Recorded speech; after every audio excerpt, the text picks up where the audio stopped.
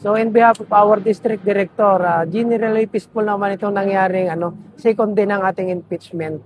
So with regards sa mga kapulisan po natin dito, andito pa rin sila para mag-provide po ng police presence and at the same time security ng Senate.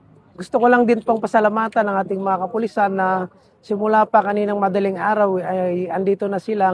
So para naman ngayon sa obserbasyon namin ngayon sa buong maghapon, wala naman tayong nararamdaman o anong banta rito sa seguridad dito sa Senate. At the same time naman dito, alerto naman lahat ng kapulisan natin dito. At maganda naman yung sa sitwasyon ngayon sa obserbasyon namin.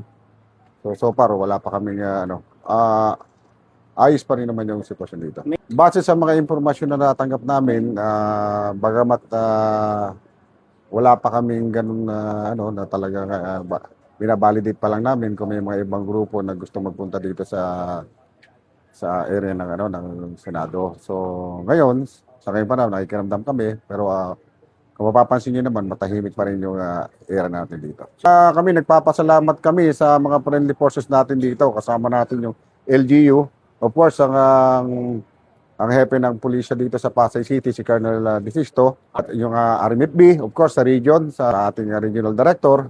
Narito po lahat yung kapulisan dito sa NCRPO. Kasama po natin yung RMFB, yung iba't ibang distrito, Southern Police District, MPD, Northern, saka yung Eastern Police District. Of course, kasama natin yung QCPD. At ganun din yung mga kasama natin dito, mga sa Armed Forces of the Philippines, tapos yung mga traffic enforcers, saka yung mga local unit dito.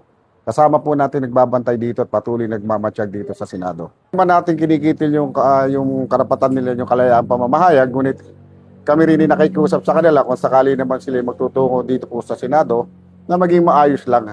Kasi yun naman po ang role ng ating kapulisan dito is mapanatili natin na maayos yung mga kung may magdadaos man po dito ng kung sakali po po dito, pagtipon-tipon. Pero so far nga po, base din po sa mga intelligence information na kukuha natin, so far naman po is matahimik pa naman kung mapapansin niyo po yung area ng Senado. At alerto pa rin naman yung ating mga tauhan, hindi naman natin to pababayaan hanggat nandiyan pa rin yung patuloy din pang paghihiring dyan sa impeachment po.